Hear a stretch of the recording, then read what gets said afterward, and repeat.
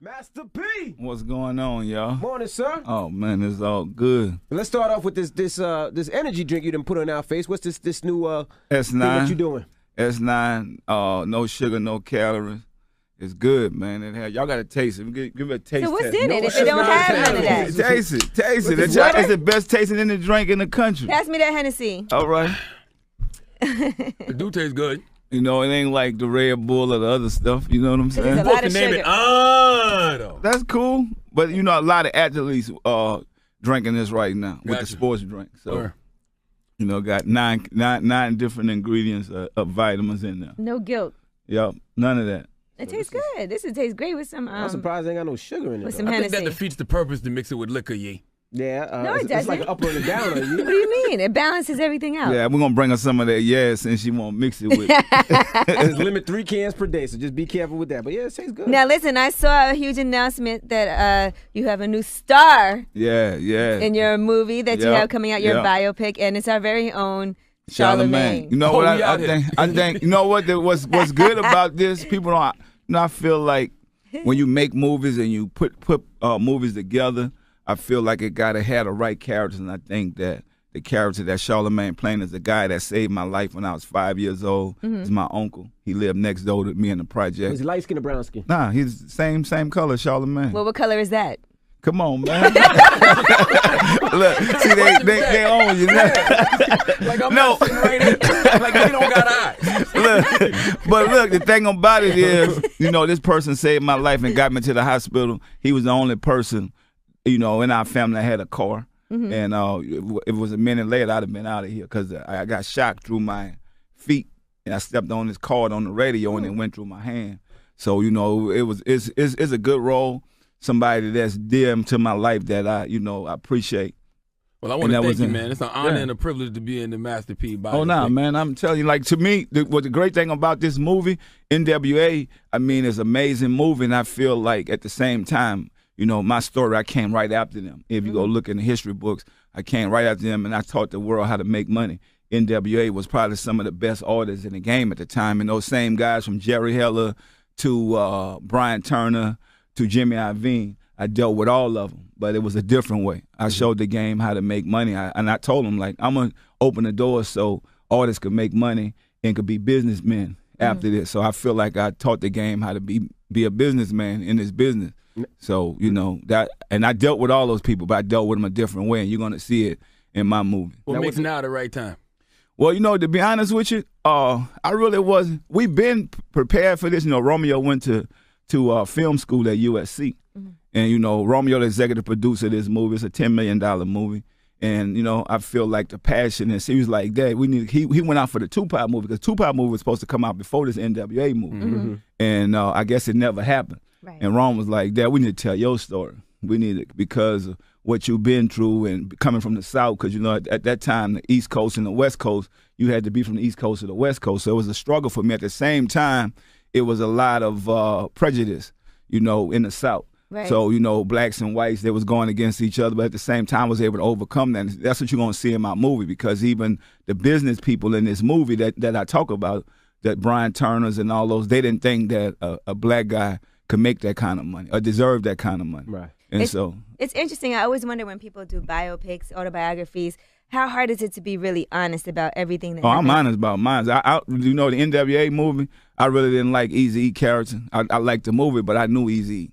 Okay, I knew so Eazy-E was what a was street. different about it? He was a real street guy. I knew him. I've seen a lot of people say that. A lot of people was like, Yeah. Eazy could go anywhere in LA. Oh, man, he Eazy- had a VIP pass by himself. I know Eazy-E, so, you know, I know the truth. Like, all that stuff is not really how Eazy-E would have, you know. Like what part? Because I mean, we're too. I'm not gonna say we're too young, but I really didn't know Eazy They personally. said Suge never put hands on Eazy in real Man, life. come on, man. You couldn't do Eazy-E like that. Right. I know, not the Eazy-E I knew. I knew it was going to be repercussion. Right. So, you know, a lot of people changed their lives and grew up, but at the same time, I feel like the Eazy-E character wasn't all the way portrayed. This guy come from the streets. He the one made the money. He had everybody behind him. So that's what I didn't really feel like it was really portrayed. Right, because the first time when we heard about NWA, we heard Eazy-E was kind of like the boss that made all the decisions. But in the movie, it made it seem like a collective type of thing. Like it was all, well, you want to do this, we want to do this. But growing up, it was always like what Eazy-E said, what Eazy-E got. Yeah, I mean, I think that was the real way. And I think, they did their thing. It's a great movie, but, that's just my opinion. I don't want nobody to be like, oh, what P say. Nah, it's the truth, though, because I was out on the road. I started out with Tupac opening up for them. So I know a lot of that. You know what I'm saying? And so it's not like, but that's what I think about this movie. My movie going to be for real. The struggle, the pain, and the success is like overcoming those barriers. I turned down $1 million with Jimmy IV. I only had $500 in my pocket. I had to go back to the project. Me and C on the plane arguing and fussing. We about to fight on the plane because C like, man, we take this $1 million and our whole life gonna change. I'm like, nah, man. They offered me $1 million, but it's the Michael Jordan deal. You know what I'm saying? I'm signing my life away, signing my name away, and I'm getting nothing. And in the end, it's $1 million, but what about if we sell a lot of records? And I figure like if I'm coming from the project, no insurance, none of these people don't really know me. If they're gonna give me $1 million, what I'm really worth, I told C I gotta be worth about 40. Yeah, that's true. That's how I felt. Even though I was broke, I was going. That's how the whole ice cream man thing started. I said I'm going back to go make me some real money. So I only had $500 in my pocket when I turned down $1 million, and I think that's special about my story because I believed in myself, and I didn't just go for the money, which a lot of artists will go for the money. My grandfather always taught me things like, don't do nothing while you desperate, and I feel like that was a desperate time. Well, let's go back to the NWA movie, because part of the NWA movie was Snoop Dogg. Yeah. And when Snoop Dogg was on death row, you picked him up. Yeah. Now tell us about that time when you picking up, because at that time Suge Knight was huge and it could have been beef, but you decided to sign him and go that route. What made you sign Snoop Dogg, and was there any problems or any repercussions at all? We don't have repercussions over here. We just do what we do. You know what I'm saying? I mean, I feel like I saved Snoop's life. He went through some things, and I feel like he was the best talent that I knew in the world. I feel like Snoop Dogg, I was always a fan of his. But when I talked to him, he wasn't in a good place. So, Suge was about to sign him with some other label, and I'm like, man, my money don't spend. You know what I'm saying? Let me get that. Right. And so, things happen. I mean, it's going to be in the movie. You'll be able to see it. But, a couple of things happened. When I first got to L.A., I got a call from Suge, probably like everybody, get that call. So I'm like, dawg, you do better talking to me in person. You know what I'm saying? So it's like, man, L.A. ain't big enough for all of us. Puffy was out, a bunch of people. I said, well, I just bought a house. I ain't going nowhere. When you moving? Right. So, I mean, that's just how it is, and I respect everybody. I do a lot of foundation work in L.A. from Watts to South Central, and it's about, man, why we can't be there for each other, and I never had problems with people. I just spoke my mind and kept it real with them. Why did the West Coast embrace you? Because I remember you floated through Oakland, you floated through L.A. Yeah, Richmond, that was my home because, I just left New Orleans. My first stop was Richmond, California. And I learned the hustle game of the music, and I opened up a record store, and that's going to be in the movie. I opened up a record store, so I learned it from the retail perspective. In Richmond, California, they just embraced me. And I was out there doing my thing, hustling. I went from New Orleans to Richmond, California, and I was able to go to Oakland. A lot of people say, it was one group, they dropped the CD, they had a song called Ice Cream Man, it was the Loonies. So that was the one time I really had people like, man, my song, I said, man, my album called Ice Cream Man. So whoever got a problem with that, y'all need to holler at me, because that's just me. That's how I live. I always been an ice cream man.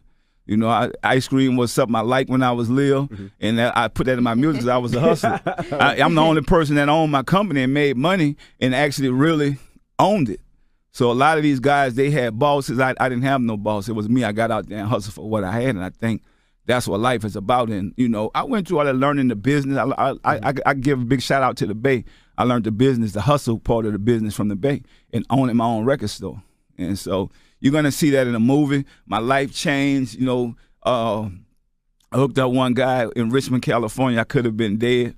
They found this guy in the trunk of a car, shot like 120 times. I was supposed to go with him. And I'm like, Romeo had got sick, so I'm like, say, dog, I can't go today. Let's go tomorrow or something. He was like, yeah, big dog, we go tomorrow. But he went anyway. Yeah. And so my life was a tough life, man, but it was a life that I knew that I was going to make it, because when I was in, the movie's called The King of the South, because when I was 5 years old, I was in kindergarten. I ended up being the king of the school. And so the lady who was with me, Miss Irene, she said, "Bright eyes, you're gonna be a star." So I always use that. Miss Irene saying, "Bright eyes, you're gonna be a star." And as I moved on and started making and taking over the South, putting the music into the West Coast and the East Coast and the Midwest, where people start respecting us.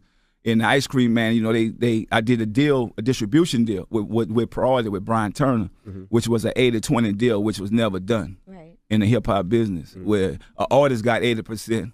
And a record company got 20%. Right. So that's the part of the groundbreaking history to where we made money. People, they thought I was probably going to sell like 10,000, 20,000 records, end up going gold at them type of numbers, 19 whatever dollars a CD or a cassette, and then them getting 20% of it. I mean, that was history. How did you even finagle that deal to happen? Like, well, how I did it was I Michael Jackson lawyer. So, you know, I went to school. People don't know I went to school. I went to University of Houston. So I come from the hood, but I went to University of Houston to play basketball. And so business is what I studied over there. And so I just started researching. I went to the library. Who was the highest paid artist? And it was Michael Jackson. He was making 22%. So I said, I want to talk to his lawyer.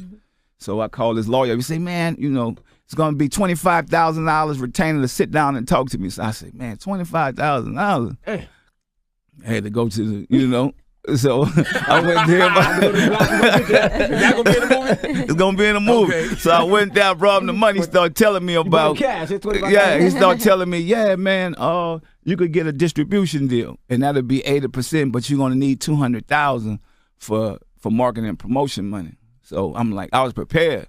So when I went to Prod, I already knew. Right. They was like, "You got 200?" I said, "Yeah." I told my boy, "Go get it." He got in the car. Go get it in the So car. you had to bring the cash in? But they was like, "Nah, we don't take that." Oh, gotcha.